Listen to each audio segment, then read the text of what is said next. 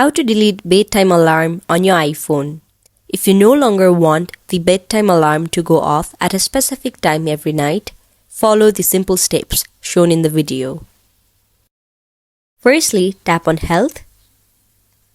Now, tap on the Browse option, which is in your bottom right corner of your screen. Scroll down and find the option called Sleep. It will now show you your sleep data. Now scroll down and find the option called Full Schedule and Options. Kindly tap on it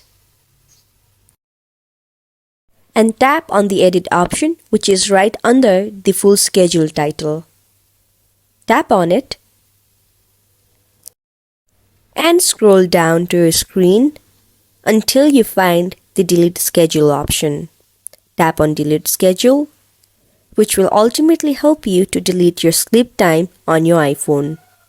After deleting it, you can also set new alarm or choose not to have bedtime alarm at all. It's a quick and easy way to manage your sleep schedule. If you found our video helpful, please give big thumbs up and subscribe to our channel. Thank you.